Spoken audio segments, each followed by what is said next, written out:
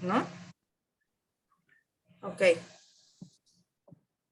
Entonces, te digo, sembramos en cajas de 96. Cada caja tiene un límite de 300 microlitros, pero normalmente le ponemos 200 microlitros. Y eso es solamente porque vamos a tener que resuspender las células y si tú tienes el pozo lleno hasta el tope y luego quieres agitar, siempre tiras algo. Y tenemos que mantener un volumen constante, ¿no? Aquí no se vale perder volumen porque entonces ya no sabes qué concentración estás midiendo. A la célula no le podemos poner, bueno, no sé si tus extractos son hidrosolubles o si hay que solubilizarlos en algún otro disolvente. Si necesitamos, dime. Sí, no son solubles en agua. Ok, entonces necesitaríamos solubilizarlos en DMCO, por ejemplo. Si nosotros solubilizamos en DMCO, el máximo de volumen de DMCO que podemos poner es el 5% de nuestro volumen final, ¿no? Entonces, solamente le podemos poner 10 microlitros de DMCO al pozo con 200 microlitros de medio con células. Entonces, tú debes de tener una solubilidad límite en esos 10 microlitros de dimetil.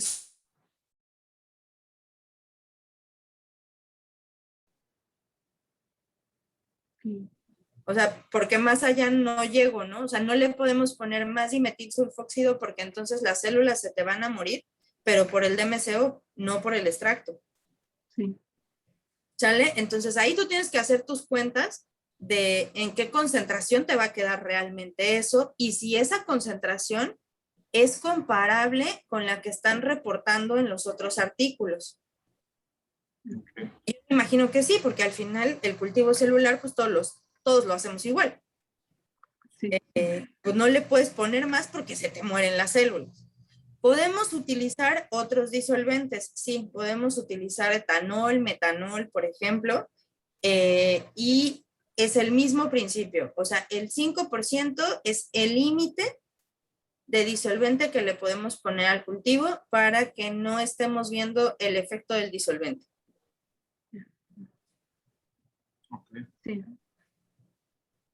Ahora, en cuanto a la evaluación de viabilidad, ¿lo podemos hacer por MTT? Sí.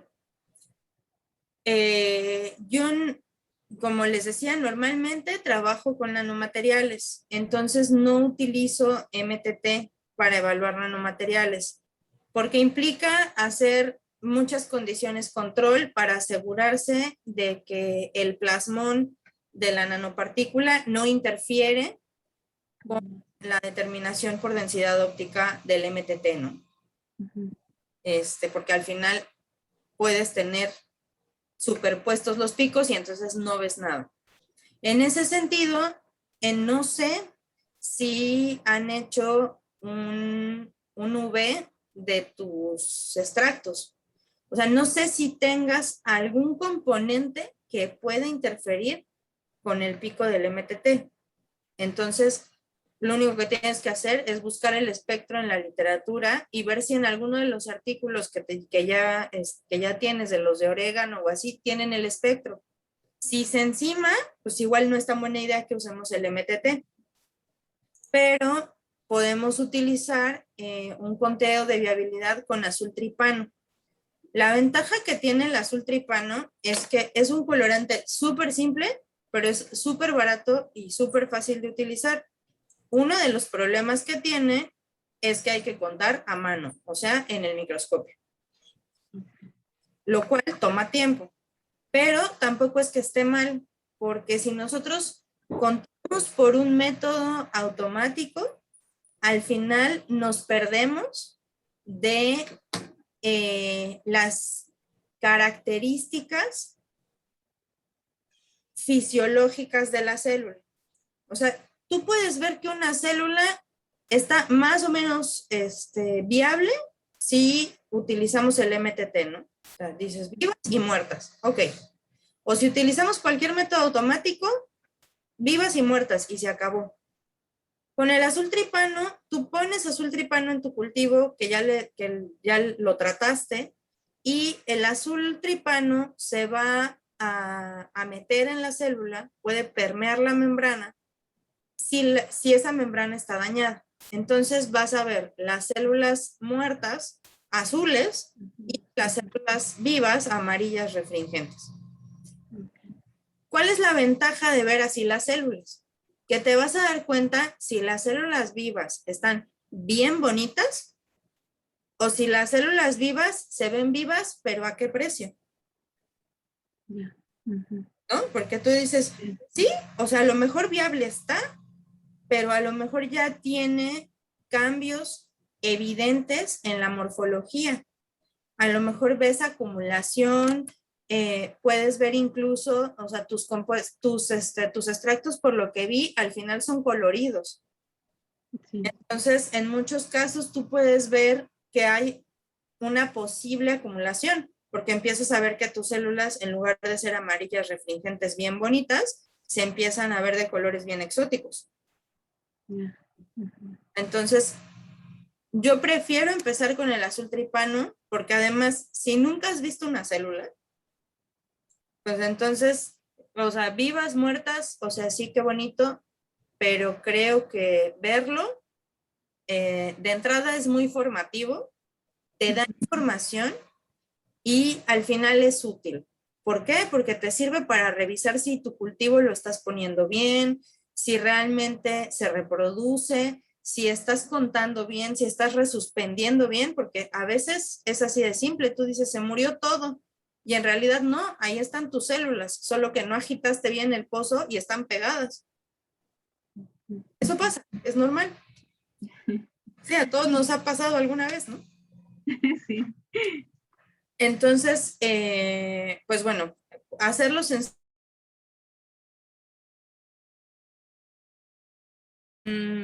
Tengo células, tengo de tumorales de colon, tengo unas tumorales de pulmón, o sea, tengo varias líneas tumorales humanas y unas murinas que podríamos evaluar, ¿no? Pero no sé, o sea, de tus extractos, por lo que nos dijiste en la presentación, todavía no haces las cromatografías, estás en eso. Sí. Entonces, o sea, ¿tú contra qué líneas esperarías tener una respuesta?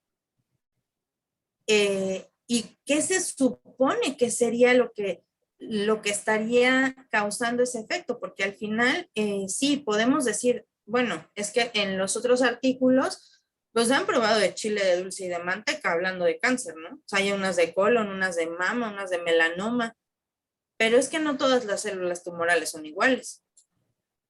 Sí, claro. Tienen un comportamiento similar, sí, pero a veces la falta de selectividad es algo que tampoco nos encanta. ¿Por qué? Porque qué tantas evaluaciones tienen en células sanas en los artículos que viste. O sea, porque a veces mata lo malo y lo bueno y pues mata todo, ¿no? Sí. Entonces tendríamos que hacer ese comparativo para ver si realmente esos extractos pueden funcionar o simplemente matan todo porque a lo mejor tienen algún compuesto que es altamente tóxico. No lo sé. Ya. No. No, en este caso son los terpenos los que tienen esa bioactividad. No, no, no, que yo sepa, no tienen algún compuesto tóxico.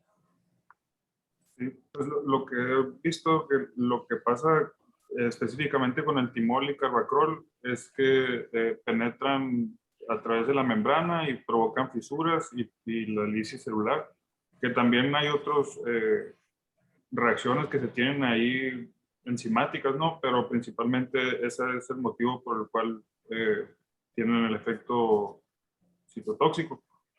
Pero no me había fijado en ese detalle si también a las células sanas Las llevan, ¿no? Sí, porque si ese es el principio, pareciera que sana o enferma, igual se la ves cabechinar, ¿no? Ya. Pero lo que sí es que es muy, muy, muy extensivo cantidad de monoterpenos que tienen ese efecto, pues, o sea, lo más probable es que sí lo tenga, pero yo, pues, en esta planta no se ha hecho, ¿no? Y bueno, pues sí, lo que menciona del azul tripano, también estuve leyendo sobre eso y me parece que maneja pocillos menor cantidad de pocillos, ¿no? Son de 12 ese estudio.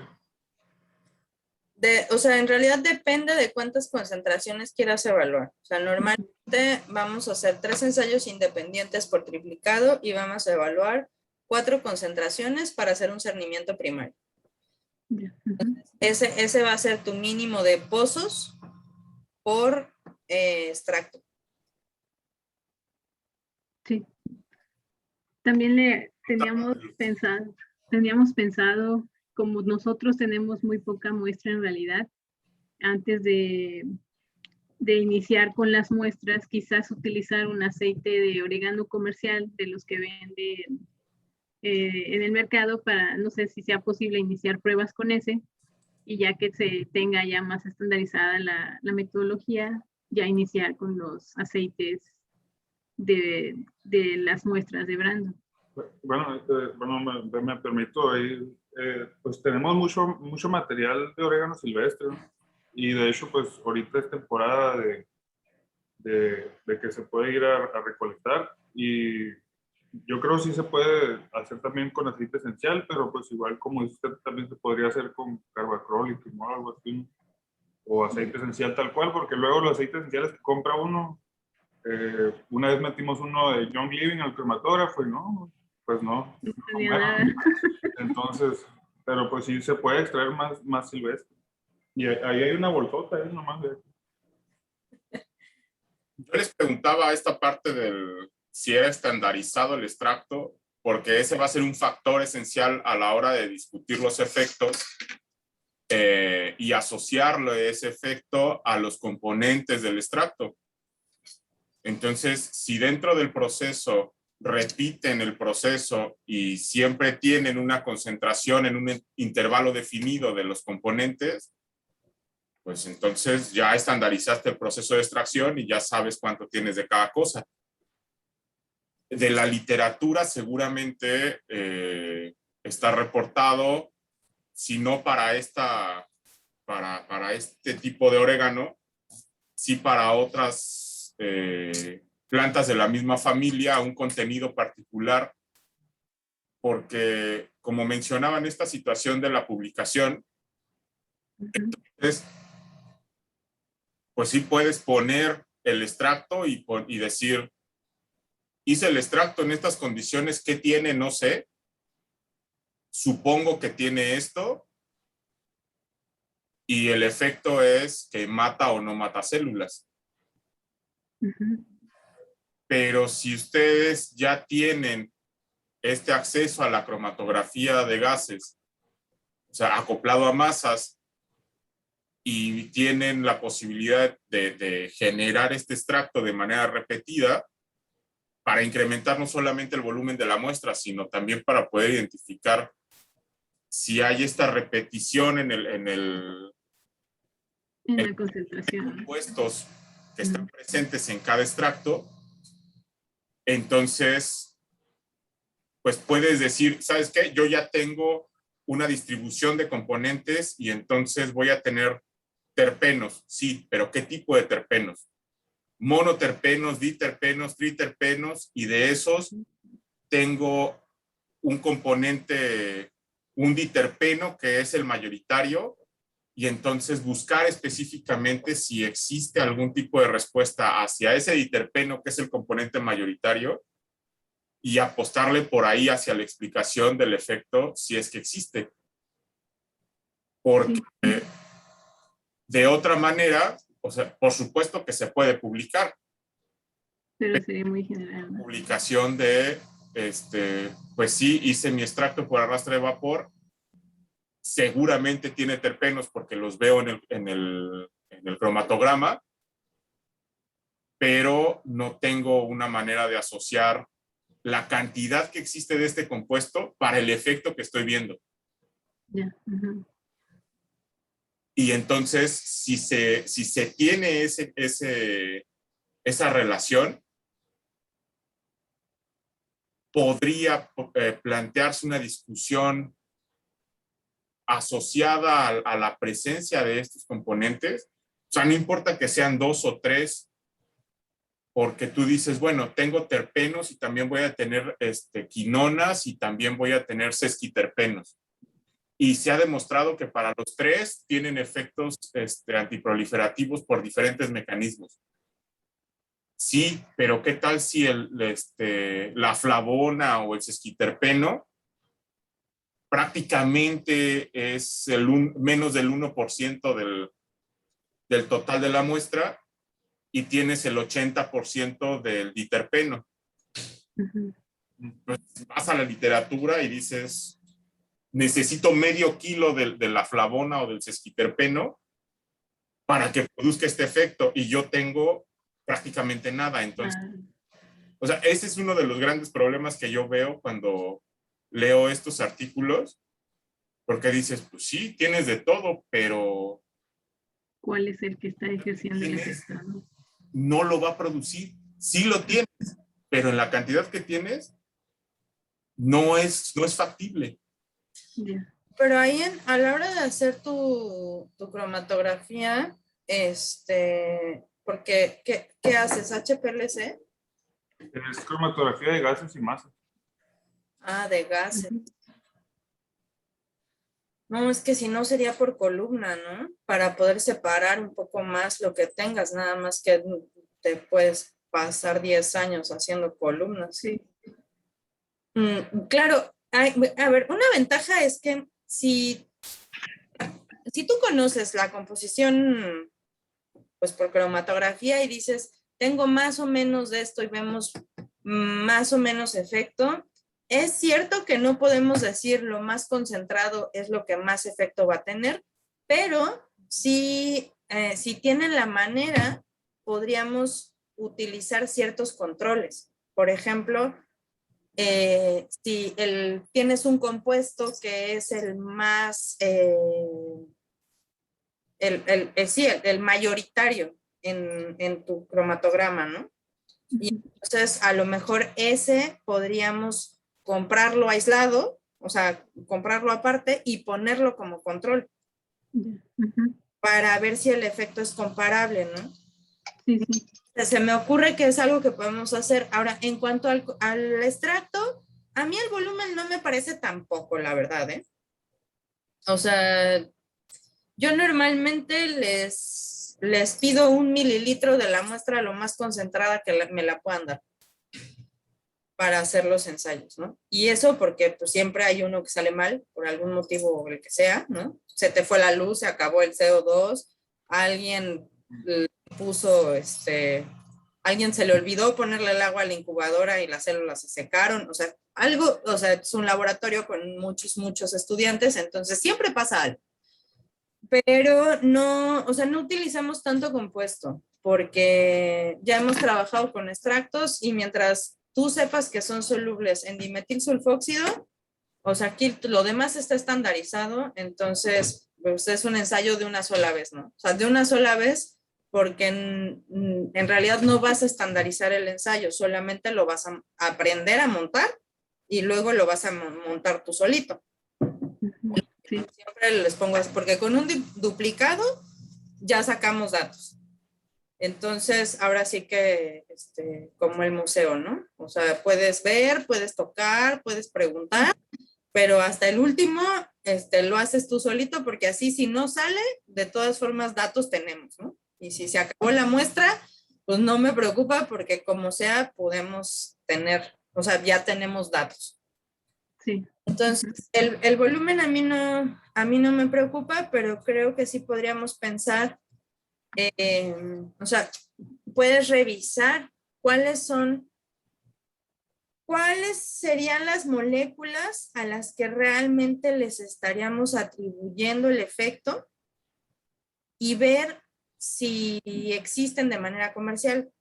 Digo, porque luego hay unas que no, pero si existen de manera comercial, pues entonces podrían ser buenos controles para que sin tener que hacer el extracto estandarizado, sin tener que identificar completamente, digas, te permite sugerir, o sea, no lo estás demostrando, pero dices, bueno, si yo tengo una actividad tal y la del compuesto aislado más abundante, fulanito, es muy parecida, pues ha de ser porque la contribución más importante es de ese, ¿no? Pero eso no te ahorra el hacer el análisis de cromatografía No. y darle un porcentaje, porque al final lo que menciona Yanis en ese sentido es, si existen comerciales y no son muy caros, pues entonces es incluso reproducir los porcentajes en los que están presentes en tu extracto, ¿no? Un par de compuestos al menos, ¿no? Porque siempre vas a tener una colección, pero de esos, pues 1 o 2 compuestos son los que realmente tienen unas IC50 en escala nano o micromolar. Más allá de 10 micromolar, entonces, pues es prácticamente no citotóxico en esa condición, al menos no viable para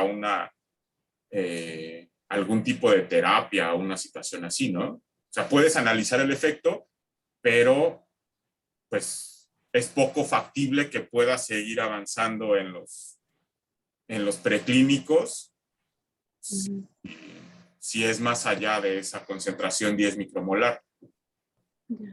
A menos que el índice de selectividad entre la célula tumoral y la sana sea gigantesco, entonces si dices, bueno, le voy a echar 1 kilo, pero a la célula sana le tengo que echar 20 kilos para que le pase algo. Ah, bueno, entonces pues sí, ponle un tinaco ahí a que le pase intravenoso, no pasa nada.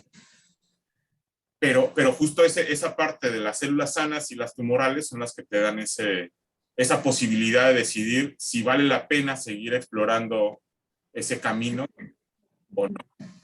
Pero sí teniendo conocimiento ya de los componentes principales que podrían ser los causantes de la actividad antiproliferativa. Sí, pues en la literatura aparecen los quimiotipos que se han encontrado de las plantas de diferentes silvestres cosechadas en diferentes locaciones. Y ahora que lo hicimos por hidroponía, pues se busca también hacer eso, ¿no?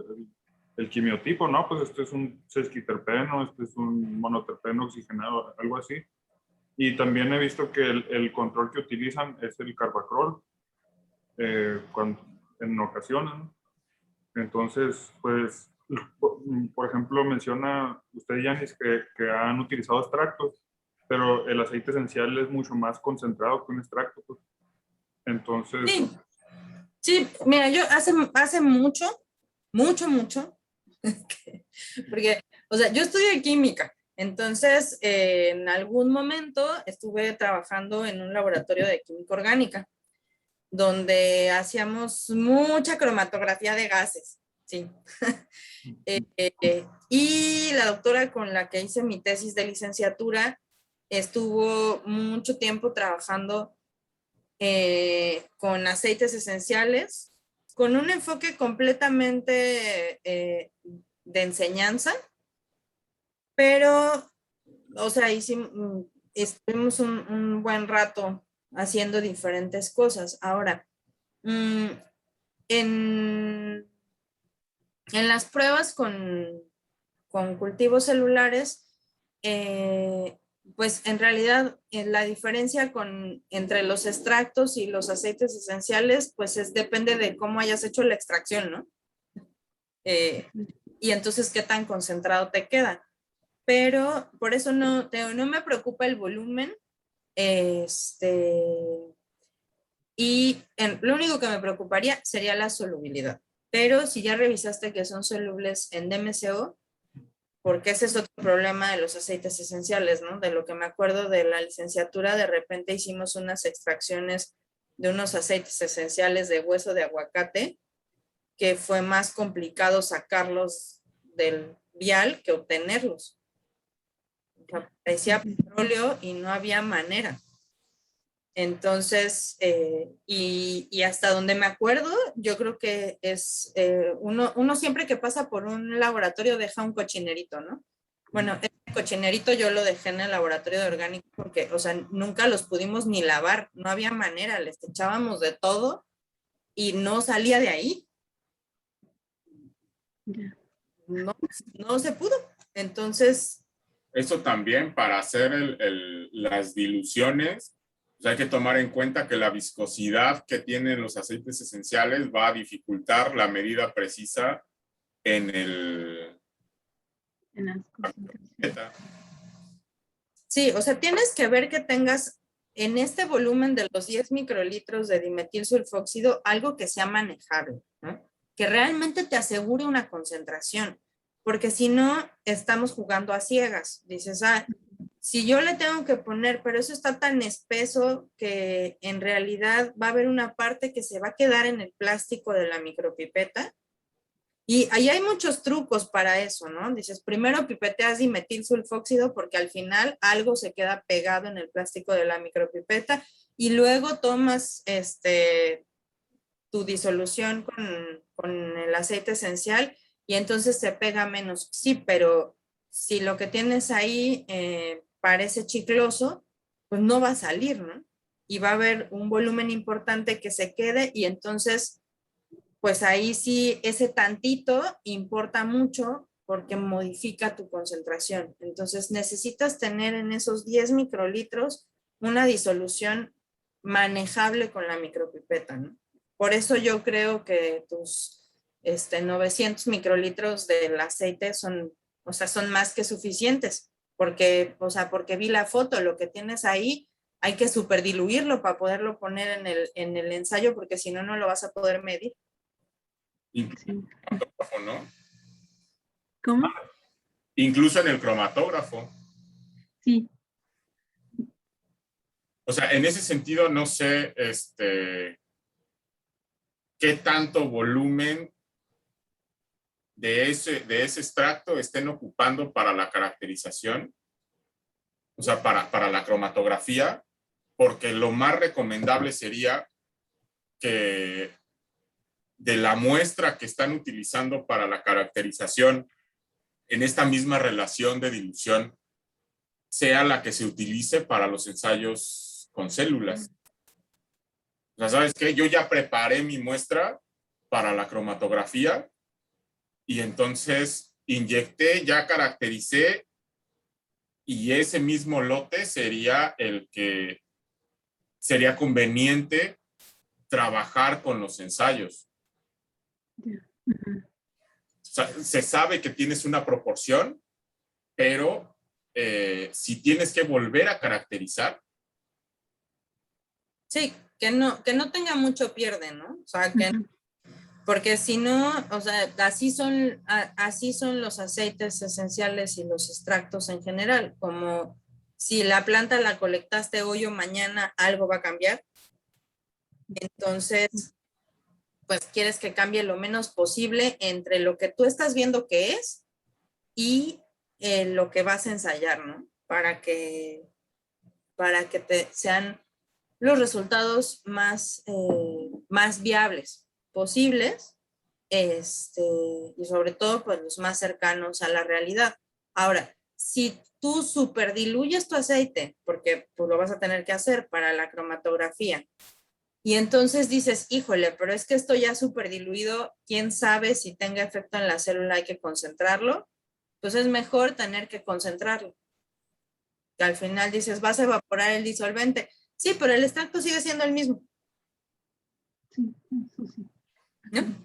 O sea, dices, híjole, es que se tarda un montón en evaporar el disolvente. Sí, pues sí, y es aburrido, lento, tedioso, pero mejor así porque si no, ¿cómo aseguras que el extracto que probaste es el mismo que caracterizaste si pertenece a otra... A otro A otro lote, sí. Uh-huh. Sí, Sí, sí, es cierto. Deben de ser súper parecidos, sí. Ujú. Sí, pero en esto de identificar el efecto y qué es lo que tiene efecto, pues esas variaciones chiquitas nos pueden hacer mucho ruido. Ya, sí, para controlar todo, ¿no? Desde un inicio. Claro, sí, Sí, lo más que se pueda, sí, muy porque bien. si no, pues sí, yo entiendo que dices, si tuviéramos un extracto estandarizado y súper caracterizado y no sé qué, todos seríamos felices. Sí, pues sí, pero, o sea, pero por algo hay que empezar. Nada más que hay que asegurarse de que el comienzo pues dé resultados que realmente sirvan para lo que sigue del proceso y que no nada más sean la bonita figura en el artículo, ¿no? Sí. Pero yo no creo que estén muy lejos de poder estandarizar, No, No, no creo. Ujú. porque ya tienen el método, o sea, por lo que mostró ahí Brando, ya tiene las condiciones óptimas de luz, ya tiene las condiciones óptimas del medio de cultivo, ya tiene un procedimiento de extracción que, que ya con el sistema montado, pues yo digo que Sí, si ya. 3 lotes y haces 3 cromatogramas para esos lotes y tienes un porcentaje de desviación entre la concentración de una sustancia u otra, al menos la mayoritaria, menor al 10%, Ya está estandarizado, ¿no? nomás tendrás que hacer la estadística. O sea, si tienes, no sé qué tanto acceso tengan al cromatógrafo, ¿no? Como para hacer 3 cromatógrafos por lote de extracción y entonces justificar la estadística y entonces tienes el ensayo por triplicado por lote que te permite decir que no tienes esta variabilidad de más del 10% y ya está estandarizado. Sí, Pues sí, se cuidó mucho las condiciones del cultivo, ¿no? Cuando fue pues el cultivo del orégano. Y pues sí, el pH, la conductividad eléctrica, la temperatura, todo se mantuvo dentro del mismo rango para todas las plantas. Que va a existir una diferencia pues, por el poliformismo que tiene el orégano, ¿no? Pero se hizo lo más que se pudo para que los aceites fueran estándar. Entonces, a lo mejor sí. Y el orégano silvestre, pues ese se recolectó hace como 2 años y ahí está guardado, es una bolsota así. Y pues también se recolectó en un día y claro, pues que el hecho de estar almacenado también va a tener un impacto, ¿no? Pero pues es de lo mismo. sí. El acceso al cromatógrafo, sí, sí, sí es sí está disponible. Nada más es ahorita que por lo mismo de las condiciones de la pandemia se quedó parado, entonces se tiene que acondicionar nuevamente y revisar así cosas que tenga que, pues, que arreglarse, pero sí, ya una vez que se echa a andar, yo creo que sí ya es más accesible el análisis de las muestras. Y ahí sí nos daríamos cuenta de lo que comenta el doctor Juan Carlos. De la variabilidad. Pues es que al final, con esto de la pandemia, pues ahora sí que nos pasó como si tuviéramos licuadoras en el laboratorio, ¿no? O sea, pues todo se queda apagado, nadie lo usa y se pega el motor, se llenan de mugre, De todo, ¿no?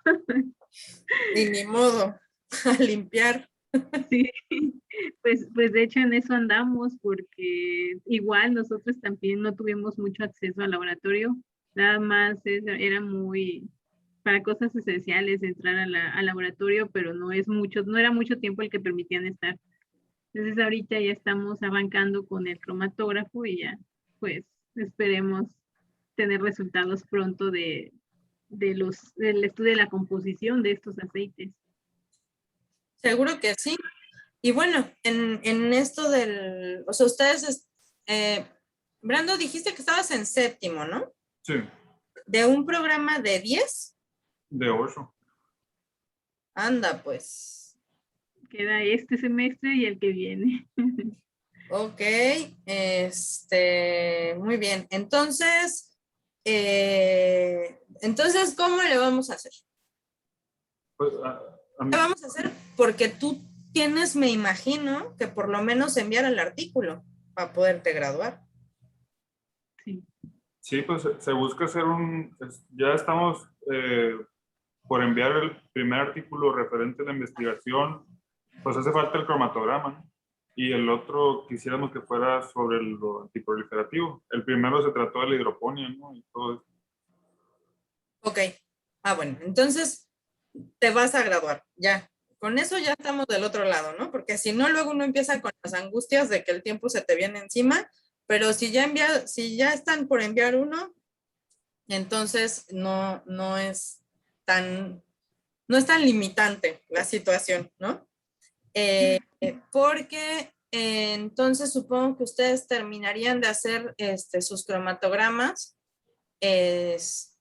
para que ya que tengan esa información, no sé cómo lo quieran hacer, si quieres venir a hacer los ensayos o si nos mandan las muestras y hacemos los ensayos, como quieran.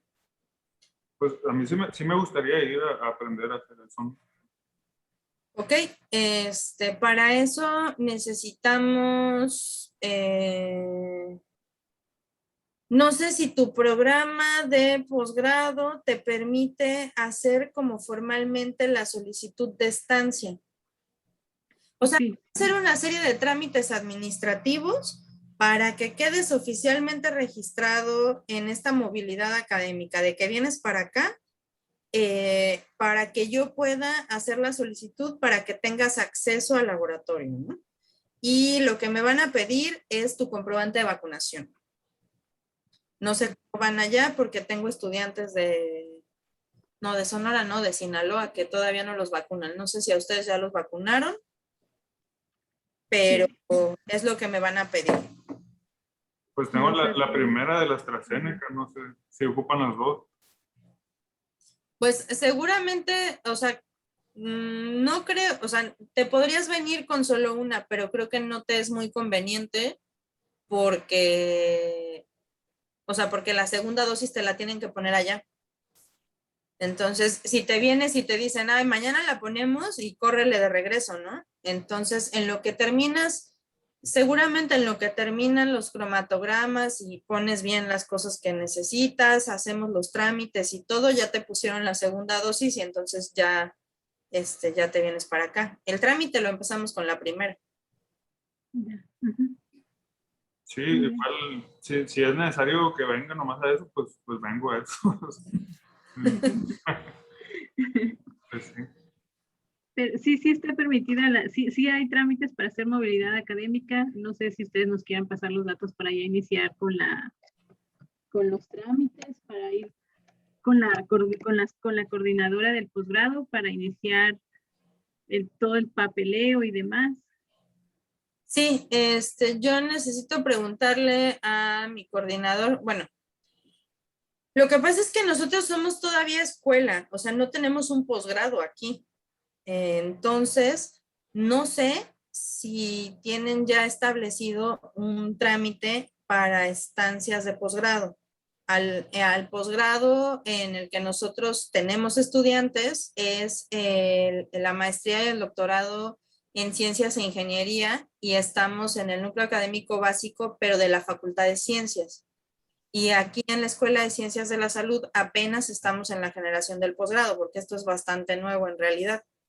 Entonces, déjenme le pregunto a mi coordinador cómo le vamos a hacer Ujú.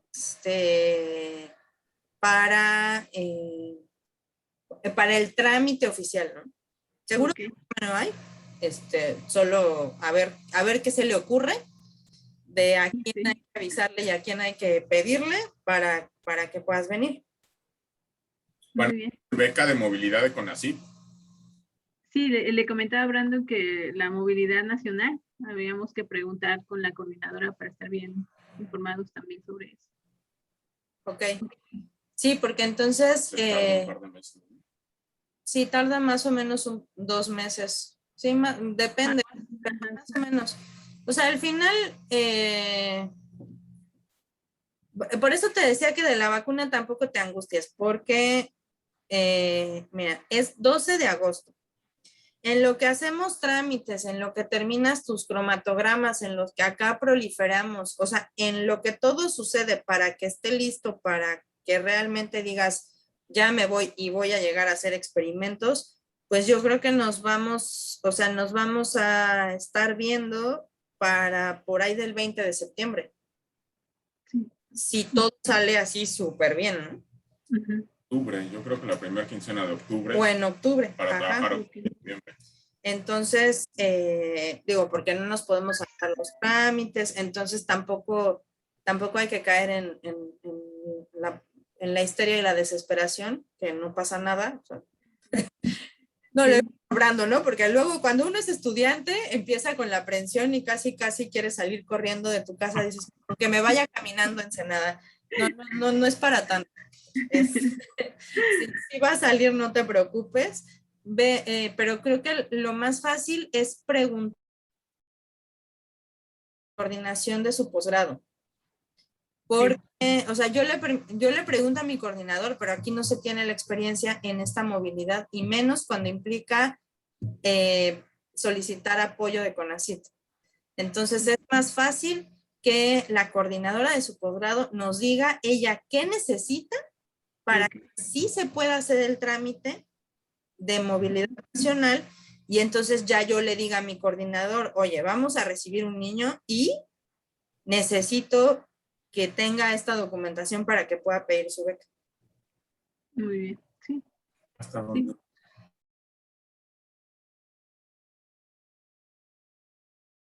O sea, te piden una carta de aceptación. El problema es que, si no mal recuerdo, o sea, la carta de aceptación es con ciertas características y lleva firmas de ciertas personas. O sea, ahí sí no es como que, yo digo que sí, ya, no.